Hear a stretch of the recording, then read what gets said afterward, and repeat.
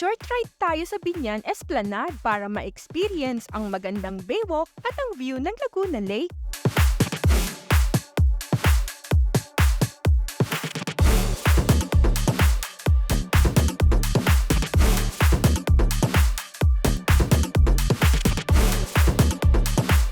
Good day mga ka-bike date!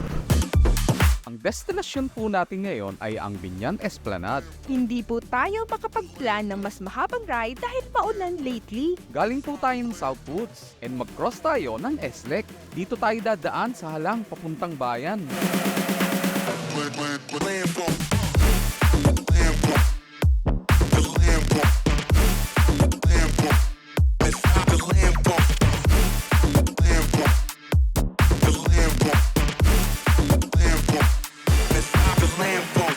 Tawid tayo ng National Road papuntang Canlalay towards sa bayan.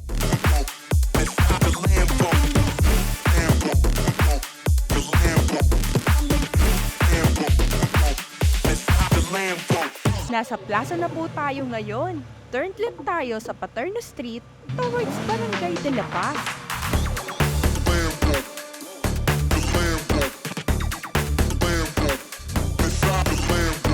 Marami raw gumagawa ng sapatos at sinelas dito sa De La Paz. At narinig ko pa na dito rin ginagawa ang pansuhan. Kung tubong Binyan ka, paki-comment na lang kung tamang nabanggit ko.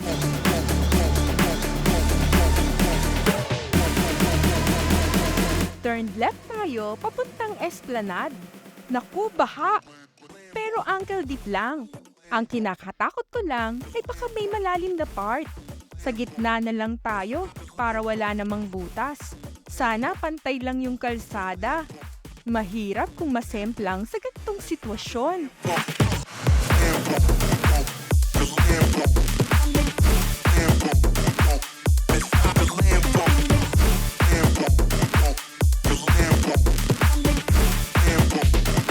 Finally, safe na.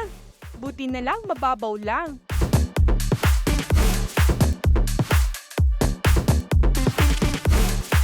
Nasa Binyan City, Esplanade na tayo. Ito ay project ng local government para gawing sports and outdoor recreation venue. Kasama sa plano ng park ang basketball court, tennis court, skating rink, picnic ground, playground at amphitheater. Ang lote para sa proyekto na ito ay may sukat na 8 ektarya, kabilang ang lugar na inilaan para sa bagong Binyan City Jail.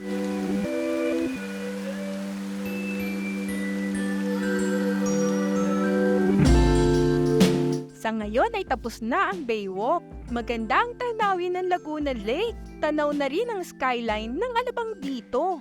Mamamasdan din natin ang mga mangingisda, mamimingwit man o nasa bangka. Ginagamit din ito for walking and jogging. Yung iba naman, tawang pasyan lang. Maganda pang background para sa mga personal videos. Nakita lang din namin dito sa videos. Maraming namamasyal kapag hapon hanggang gabi.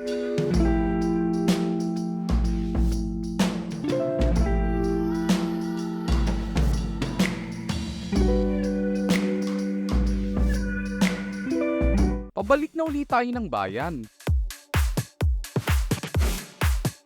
Dadaan ulit tayo sa baha. Ow!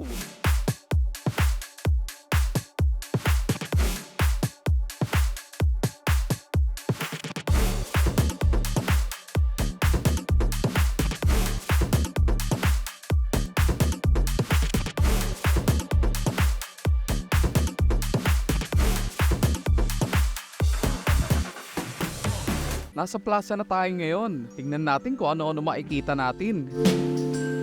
Yan ang San Isidro Labrador de Binyan Parish and Diocesan Shrine. Ito ang dating munisipyo ng Binyan. Stopover lang tayo sa harap ng historic Alberto Mansion. Maaga pa tayo kaya di tayo makapasok sa loob ng museum. Lapitan natin ang monumento ni Rizal.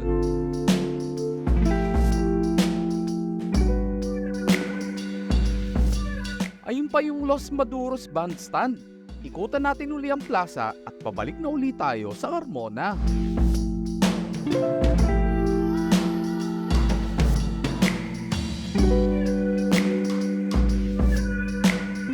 Dito na tayo dadaan sa San Vicente. Short distance lang itong pasyal ride natin today. Mga 25 kilometer lang. It's nice to see and experience yung pinakamalapit na Baywalk para sa amin. Maganda yung esplanade para sa mga taga-Binyan na magkakaroon sila ng open space for recreational activities. Also, yung pag-ayos nila ng plaza, bringing pride sa kanilang lugar. Hanggang dito na lamang ang journey natin mga ka-bike date. Thanks for watching! Please like, share, and subscribe. Press na lang din ang bell button para ma-notify kayo sa aming latest upload. Comment na rin kayo for our improvement. Pwede rin panoorin ng ibang videos dito. Until next bike date, bye!